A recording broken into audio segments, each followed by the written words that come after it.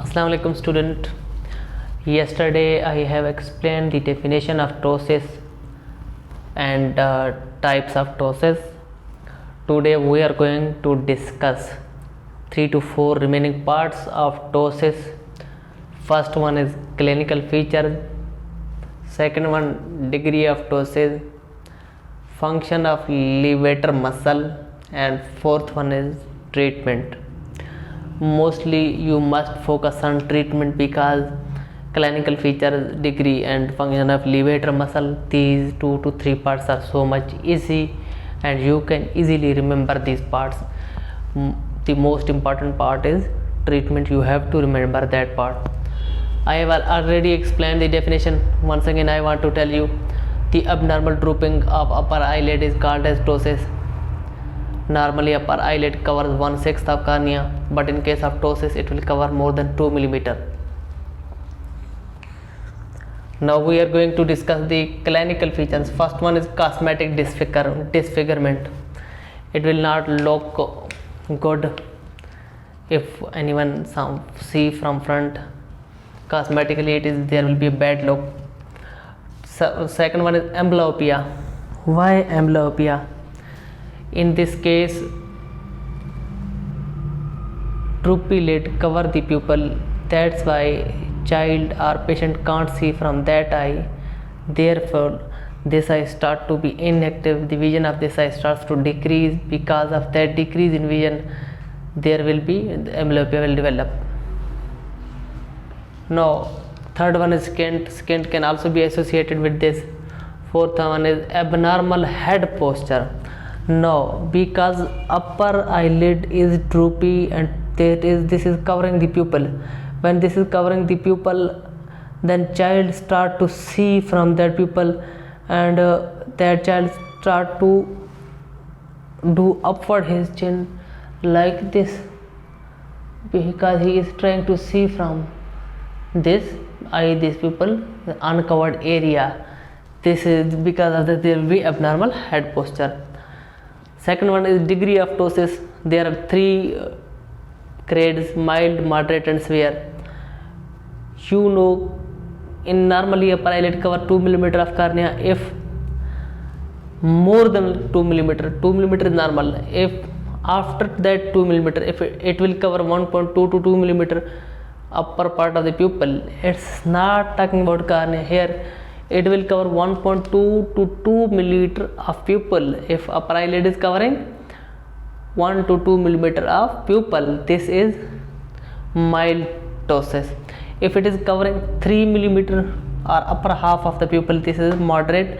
If it is covering 4 mm or more cover whole pupillary area, this is called as severe ptosis. It's easy. Now what is the function of levator muscle? Everyone must know, because I have told in yesterday lecture that the function of levator muscle is to lift the upper eyelid in upward direction. Lifting the upper eyelid in upward direction is the function of levator muscle. How it can perform, how it can divide poor, fair and good normal function. First of all, if it is able, first of all you have to remember the last point. Normally patient is able to lift the upper eyelid 15 to 8 mm in upward direction. If there is any problem in the levator muscle, if it is able to lift the upper eyelid in upward direction only 4 mm or less, this is poor function. What is fair function? If levator muscle able to lift the upper eyelid till to 5 mm to 8 mm, this is fair. If it is able to lift the upper eyelid from 9 mm or more, this is good function of levator muscle. Now I explained these 3 parts. The most important part, that is treatment. There are 4 surgical procedures of the treatment of ptosis. First one is Fasenala Servet operation. Always remember, we will perform this surgery only in mild case of ptosis where it covering only 2 mm of pupillary area. We will perform this surgery. Here what we will do, First we will evert upper eyelid.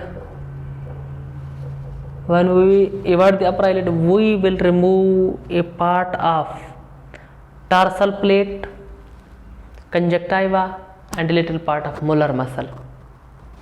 We will excise a part of tarsal plate, conjunctiva, and molar muscle, and then finally stitch that place. This is basically CERVIT procedure.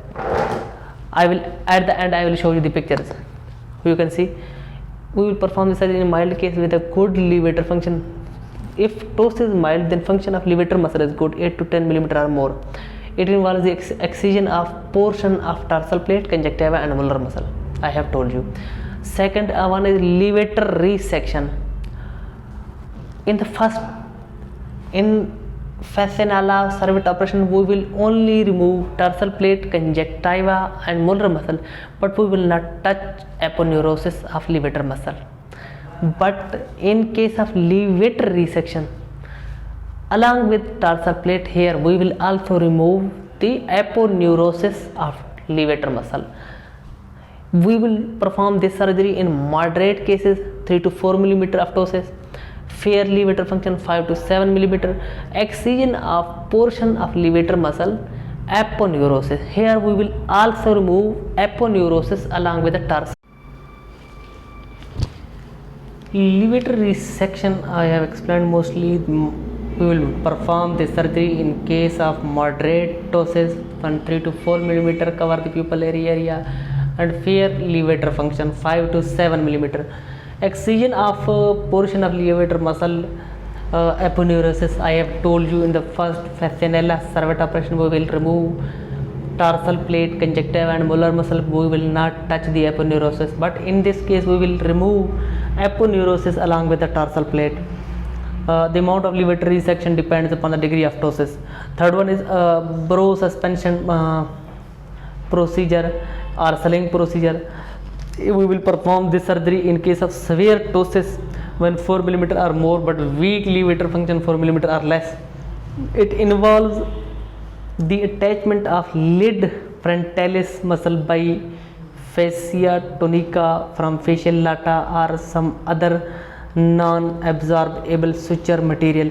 Here what we will do, we will attach our upper lid to this part and will done this suturing. In this case, this is bro suspension procedure. Last is aponeurotic strengthening. It is indicated in aponeurotic disc insertion, involves the advancement of aponeurosis. Spectacle props or ptosis cranks are used where surgery not indicated. This is the ptosis I have explained. The clinical features of ptosis, degree of ptosis, the function of levator muscle, and the most important part, that is treatment of ptosis. These 4 surgical procedures in case of treatment of ptosis are more important. You have to remember these. The first part I have explained yesterday. If you have any question, you can ask me. If you have any confusion,